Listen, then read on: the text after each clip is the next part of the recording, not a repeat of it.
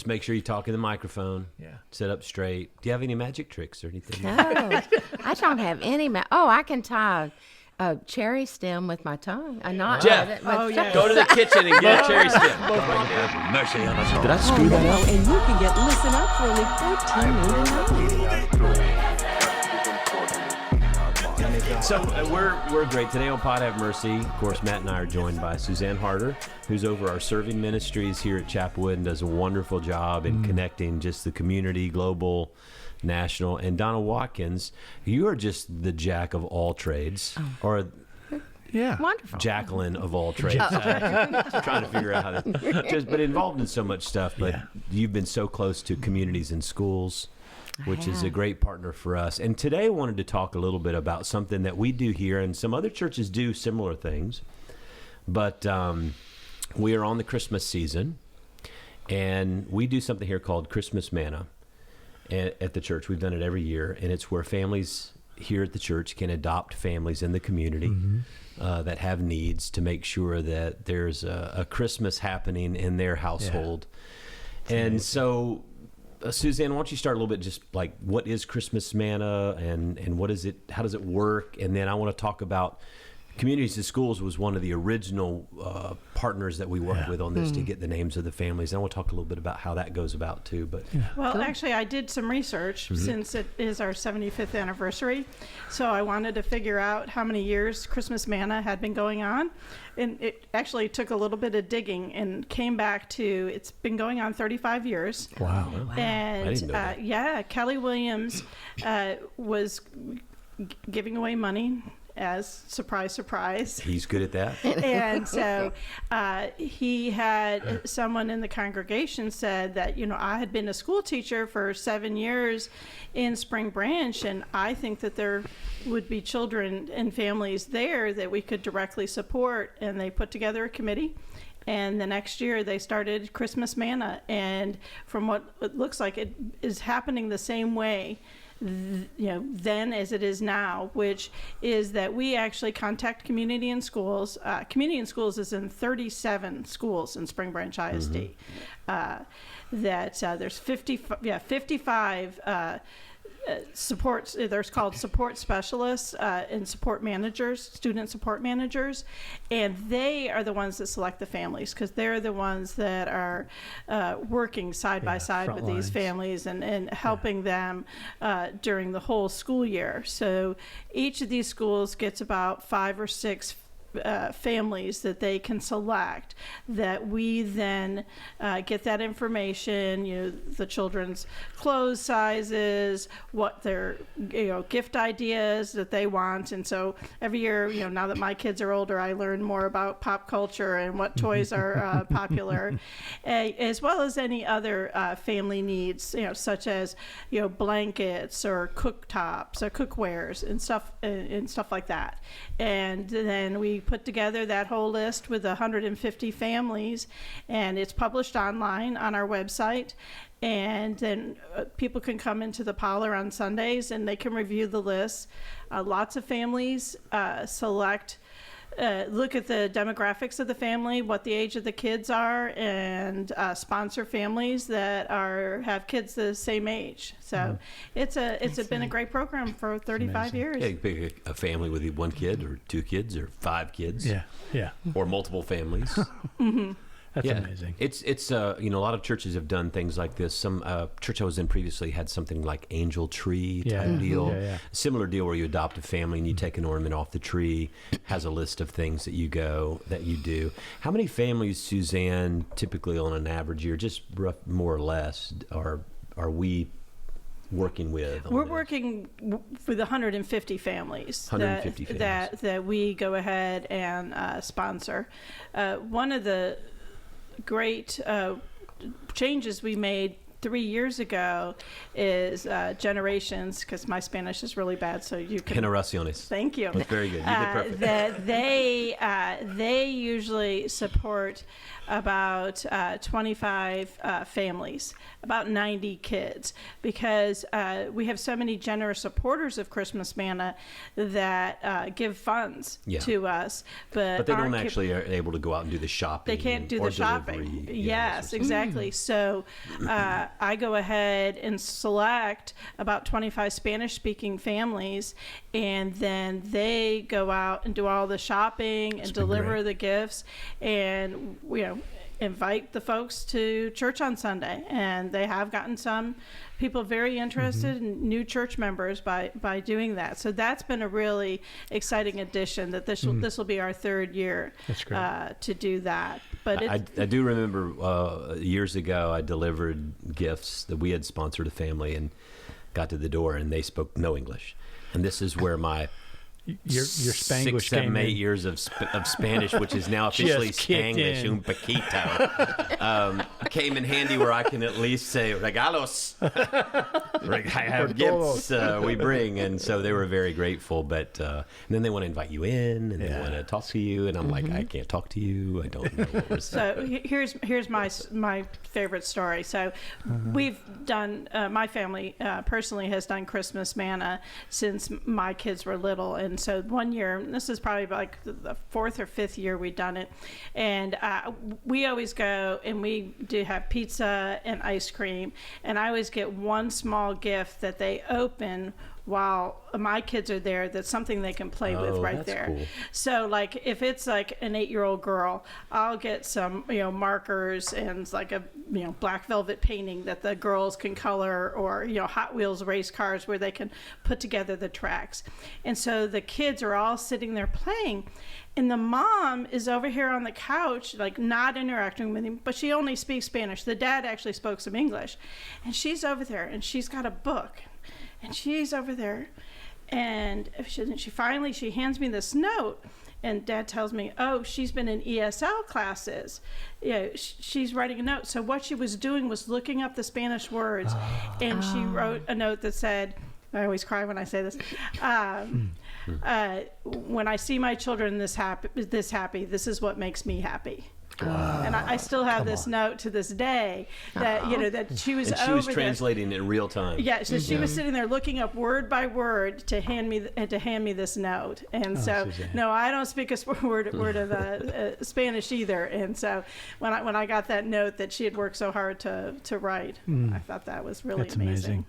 So if you're new to Manna families and you want to adopt a Manna family, so what would be the process from start to finish if you wanted to? Because you have interaction with the families, you buy gifts. So how does that work if you're new? So once you select the family, and you can either do that online or in the parlor on Sunday mornings, and then you get a Manna bag, and inside the Manna bag there is specific written instructions that can help you with that process, as well as gift ideas and all the information about the family. So you contact the family and double check to make sure the sizes are correct, the ages are correct of the kids, because sometimes again, things can get lost in translation. And then you set up a time of when you're actually going to deliver the gifts.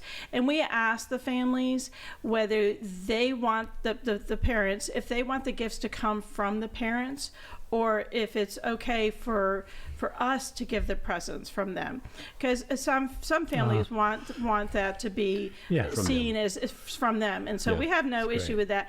I have in almost all my years, they're like, oh no, we want you to give the presents to our children, and we want our children to see that. So that's fine. So once that's been decided, and then you kind of pick that day and time that you're going to go to their house or apartment, then you go out shopping. And I always took all my kids and said, okay, you're 6 years old, it's another 6-year-old little boy, what do you think? And so get all that, and then wrap all the presents, and then show up at that date and time. And sometimes it's just handing things over, saying thank you very much, and walking away. But then others, sometimes they've cooked. I've had menudo, etc. That they've cooked a whole meal for Wow. you without not knowing ahead of time. As I said, I always say, oh, I'm going to bring pizza and ice cream and for y'all, but they'll have cooked also. And Wow. so so it's always been a little party that we've been able to have when we do that. And then saying goodbye and thank you, and the people are just so grateful and just really appreciative of the program and what we're able to do. And even for families that are not here locally at Chapelwood or in Houston, maybe listening and they'd say, hey, I'd like to be a part of this. You can still, you could financially donate. That's like we said, for example, Generaciones, and then we are able to purchase the gifts for families in one of our other campuses to take and deliver to these families as well. So it's not just you have to be here to do it and deliver it. You certainly can. Right. But there's That's other right. ways to support it, and financially is another way. People, I want to be a part of that. I want to sponsor a family as well. Donna, you were going to say something. I was going to say that happened to me when I did Manna when my kids were young, and we would do the shopping, and then we showed up and the table was set, major dinner. They wanted us to sit down, and we did, and we had dinner. It was wonderful. It's a really neat time of fellowship, and that you feel like your family by the time you leave. Yeah. Right, because even if the family speaks Spanish, lots of times the kids speak English. So right. the kids can interact, and as adults do all the time, just watching your kids play and enjoying watching the kids having a good time. Yeah. So one of the things I wanted to talk about too, Donna, you have been involved for a lot of years with communities in schools, CIS. And Chapelwood has been a partner with communities in schools, CIS, for a long time. Tell people what communities in schools is, what they do, and then I also want to talk about the connection with this particular project, but there's a lot more going on during the year than just Christmas Manna. Right, absolutely. Well, I've been with CIS 22 years, which is like amazing. It's turned into my life's work, which I just love. And CIS keeps kids in school. And whatever it takes, if they need a pair of tennis shoes or a winter coat, they need food to eat, they need someone to talk to, they don't have a place to spend the night tonight, and I'm pregnant and been kicked out of my house, or I'm depressed and thinking about taking my life. Whatever the issues are, CIS has a social worker or a student support specialist on the campus full-time, every day, all day when the kids are there. And so that person is in room 123 the whole time, and with an open door policy that students can walk in the door when they need help. And so can the parents. And I think that's the reason that it works, that we do, as well as we do in helping folks, is because we're there full time. And we, a lot of great agencies are out there doing really good work, but they may send a case manager for 12 schools in a month. So it really helps that we're there full time, and we really build relationships with the students and their families. And so we facilitate support groups, we do one-on-one counseling, we do a lot of basic needs, pay electric bills, pay rent for the month, try to help parents get jobs. And we have a huge mental health program where we hire more and more mental health professionals to serve as our folks on campus and facilitate support groups for grief and loss and depression. And the stories through the years that I remember with CIS is just so powerful. I remember during Hurricane Harvey, and so many apartment complexes were flooded.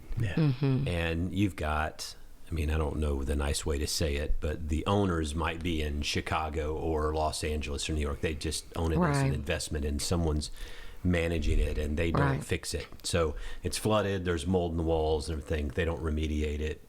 And these families don't have any power, if you will, to do anything about it. that's right. And so we find out from one of the kids in schools, hey, we have mold in our house. And then we set free people like these wonderful advocates like Allison Gower and others who hear about that. Let's go. We're going to the apartment manager. We're going to say, hey, we know the legal rights. We have lawyers. We have the city. This has to be remediated. That's right. Families can't live in this thing. So advocacy is a big part. I remember stories of kids showing up and like, so you think about it. I mean, your teacher, it's one thing for a kid to come and say to their teacher, hey, I have this issue. Teacher's like, well, I don't know how to help you unless they have some unique resource. So That's right. Communities in schools is in each school, there's a resource officer or a counselor there. And the teachers now can send them to this person. And like, I remember a story where, there's a kid, it's like, I got nowhere to spend the night. And I remember another kid saying, my parents are going to be deported. They were born here, but their parents are going to be deported. That's right. And you're like, I mean, these are the stories really happening in our neighborhood. That's right. In real time. And you're like, okay.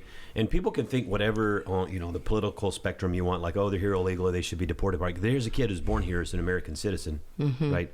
And your parents are fixing to get sent back to some country, wherever that you don't know. So what happens now? So that's right. real stuff. It's huge. That CIS person is on that campus and will not leave that child until that child's in a great home somewhere. My introduction to CIS was through a kid named Lejean de Silver.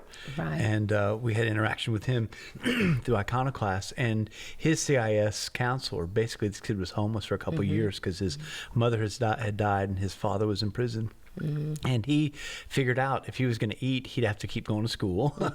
He'd at Free least breakfast, free lunch. He'd get a meal there, and then he was on the wrestling team. And it was the CIS counselor, really, that became, I think, Jesus with skin on her, that just befriended and would not let him go. And he wasn't being honest at all about being homeless. He was really cagey around adults, and she continued just to love him until he broke open. And now. He's graduated from college now, but I thought, man, what y'all are doing, and that's one story that happens over and over and over again. It all does. the time. It does. Yeah. It just takes one person. The research backs that up. It just takes one caring, healthy adult to care. Yeah. And it doesn't take rocket science. It just takes somebody to give a hoot. That's right. And somebody to really care and walk you down a path you may be unfamiliar with. Yeah. And know that I'm going to be with you until we see this through. One of the things I love about like the serving ministry at Chapelwood and CIS is it feels like it's like this like match made in the kingdom of God. You know what I mean? Because there's like resources and your vision about like connecting with kids on the margin and making sure that families are loved in our neighborhoods. And what y'all are doing, like we can't, as a church be in the schools, but it feels like that we can partner with folks that are on the front lines. Well, CIS couldn't do without Chapelwood and without partners like you. I mean, we are there to see it through, but it takes partners that we partner with throughout the community to help, bring resources to these families and to these kids. And Chapelwood, way even before I was CIS, I used to mentor at Memorial High School for the old SAP, Student Assistance Program.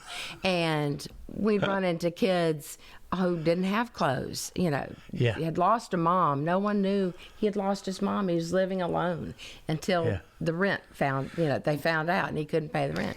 And we always called on Chapelwood and said, can you help? Can you help? A Chapelwood member brought him a car.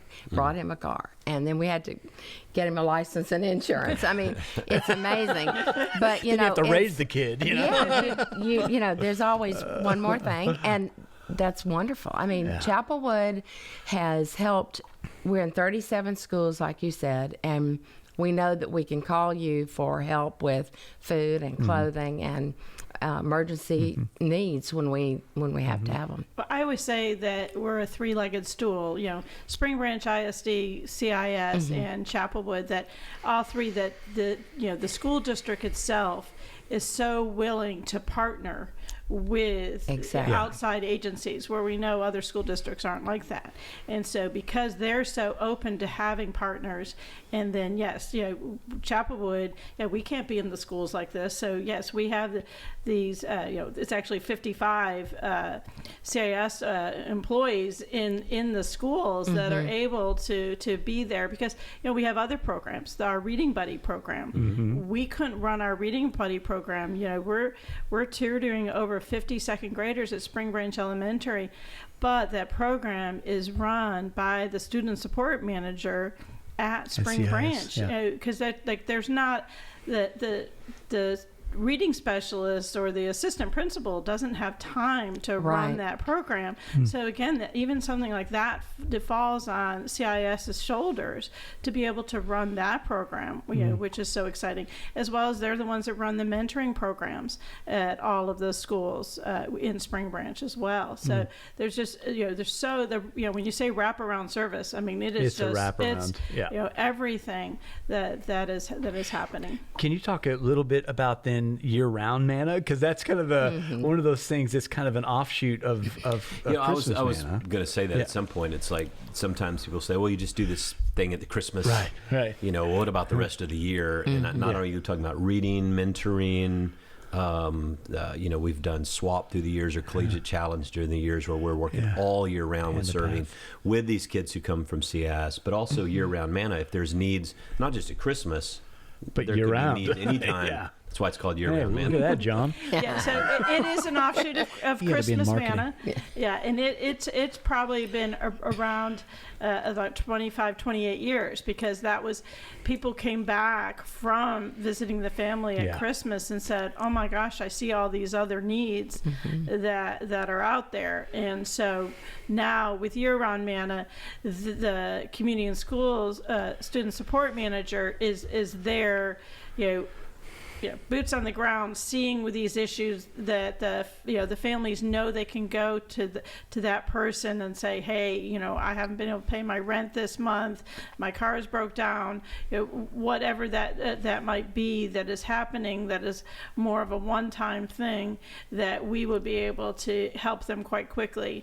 And I can tell you, CIS loves Chapelwood because we can write the check right away, thanks to our volunteer Betty Ann Taylor. That we actually reimburse her. So she once she does her home visit and feels comfortable, the check's written that day, and then Chapelwood will reimburse her at a later date. So it can be very, very timely when it's needed. Yeah, I think about that program during COVID as well, and how really in so many ways the connection between CIS and Chapelwood kept families in homes, and the way that y'all coordinated that. I was just tangentially on the edge of watching all that activity. It was just I just felt like it was Jesus's business. I feel so much pride when I watch, y'all in action, and then see the actual material connection and impact it has on families. That this is I think it could quite honestly be the most important work that we do. It's amazing work. It really, and selfishly, I am so proud of what we do, and that I am a member of Chapelwood, because I'm at CIS functions all the time where everyone's talking about Chapelwood, and I think, I'm a member. But it's really, when I started with CIS, I'm a social worker, and I was on 2 high school campuses in HISD, and always so jealous because we didn't get Chapelwood's help. And I always thought, I'm sure if I ask, but I thought, no. But it's awesome, the work that is done in our partnership between the two of us. It's beautiful. It makes a difference in people's lives. Yeah, I get these amazing. Betty Ann's great because she'll send me this thing, and it was this was from a while back, actually, from a couple of years ago, and it was a story of father and son, and I think he was blind, and so it was from the CIS project manager at Ridgecrest, and they were trying to work with his family to help him out, and so they got the number. Betty Ann's calling. She can't get in touch with him. She's like, we're trying to get, a pair of these homeless, with men and family, one child, bring them in housing, but phone issues. I couldn't get in touch with them. Well, the phone had expired because they couldn't pay the bill. And so they couldn't catch up with them, whatever else. And so she said they went to the store to buy mango. Because all they could afford was one mango between all of them. And the CIS case manager happened to be in the store when they came in to buy the mango. Just happened. Oh, wow. Just happened. And so everything kind of worked out. They kind of helped the family. We're able to. I was thinking about that as y'all were talking. So I was looking up that story. There's so many stories like that. I mean, Betty Ann's great to send us like how much rent's paid for people for the years and sort of stopgap. And people don't know, but like during COVID particularly, there was a rent freeze for a while, but when that was released, and even after Harvey, I mean, you have families that have been in deep, dire situations. So there was a lot of fear during that time. Oh, yeah. Of folks that were just living not even paycheck to paycheck. They couldn't make it, and they were assured that they weren't going to get evicted. They just didn't know if that was going to pile up on them and they were going to owe that sum at the back end. And to watch like the Chapelwood step into the gap in that and CIS make that connection was just. Well, I think people don't understand too, when you're looking at social or income disparities, when we talk about things like that, people are like, I don't know what that means. If you have a salaried job and they tell you to stay home because of COVID, you're still getting paid. Right. But when you're talking about people who are working wage jobs, pushing a lawnmower or cleaning a hotel or whatever it is they're doing, now they're saying you can't work. Well, they're not getting paid. And so there's a huge disparity between wage jobs and salary jobs. So a lot of people sort of at that salaried position, or if you have wealth or whatever it is, you're like, hey, COVID's like a little vacation. This is nice. Whereas other people are like, we don't have. How we think about the food pantry. And the work we did during COVID with the food pantry, and became like one of the largest distribution sites for the Houston Food Bank Network. But that was working with, there was a federal kind of support grant during that period of time when it's still being, the federal government is still the one supporting the Houston Food Bank. The Houston Food Bank still isn't charging any agency fees for us even to this day. So, as long as we have the volunteers, we can hand out the food that we're handing out. So it's but that's a great need as well. Again, we do share your holidays, and CIS is the one that has to come up with all those names and submit those all into us so that we can give away. It's in December and we're giving away 500 Christmas meals, about 42 pounds of food for each family that shows up, and so that's we get those names through CIS. We can't do that by ourselves. So each of our programs where Chapelwood wants to serve the community, the way to do it is through CIS. That's great. It really is community working together. It is. It is. Partnerships, I think, and Spring Branch Independent School District has been really good about all these partnerships working together. Yeah, that's right. Because not every school district would allow communities and schools in their schools to have a caseworker or a social worker or someone. Right, and to bring in partners. That's another thing we love, to bring in partners onto the campus to help us, and not all school districts do that. And they've been very friendly with churches. Awesome. They have some limitations because of public education. When you work with churches or religious organizations, and I actually respect that, because what I don't want is some other religion or some other entity to go in and proselytize kids. So it's the same rules should apply to us. But for us, when we think about sharing the gospel of Jesus, the hands and feet. If you look in the gospel, if you look in the New Testament, Jesus wasn't so much spending all his time preaching for conversion as much as he was feeding people and healing people and spending time with people and making sure they had what they needed to be whole. Exactly. And so I think that's as much of proclamation of the gospel as the other part. So I think the partnership is really great. So we're coming up, we're in the Christmas season. We're in the December season. At least when this comes out, it's going to be in December. Okay. All right. So we're going to be in the season of when Christmas Manna is going to be on the radar, and we want to share this with everyone. So I would encourage folks, subscribe to the podcast, like the podcast, but particularly this week around the Christmas Manna and the CIS and the stuff we're talking about, share this podcast with people that who may be looking for some opportunity to say, I'd like to support a mission and a ministry. Because here's the way I would look at it is, even if we subscribed all 150 families, we had the money to pay for all 150 families, there still is year-round manna. There still are resources all year. So even if let's say we subscribed all the Christmas and there was more money, so much more money, trust me, these same families and the needs are going to be used year round. Absolutely. In That's addition correct. to just Christmas. And I think that's important. Christmas is a time when we feel really generous and we're really empathetic to kids not having presents and that sort of stuff. But just know January comes and then February, March, and April. Yeah, that's right. Exactly. And there's still needs. They still need to eat. Can we put these? Can we put the link in the show notes for folks that are listening online and consuming Yeah, this that but way? if you go to chapelwood.org, is there? / Christmas Manna. All right, so if you go to Okay. chapelwood.org/Christmas Manna, we'll have that in the show notes. You can also go to chapelwood.org and check out all the serving opportunities, but chapelwood.org/Christmas Manna is the way that you can give to. There'll be links there for you to give, to support, to sign up for a family if you'd like to do that, and that's chapelwood.org/Christmas Manna. You know what manna is, right? Bread from heaven. What is it?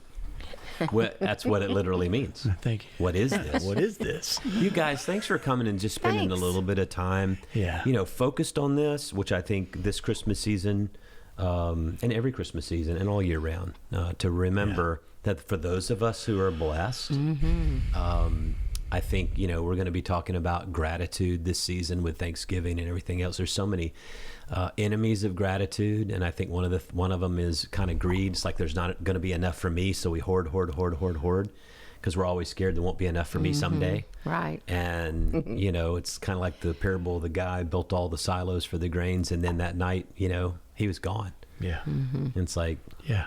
I think there's a guy I know who's gives and does a lot of wonderful things, and he's like, I don't want to give it to an estate planning or a foundation or leave it behind. I want to see it at work. And part of me is like, well, it's kind of selfish that you want to see it work now, but another part of me, it's like, no, that's the way it's supposed to work. Yeah, You're not supposed to take it with you. That's right.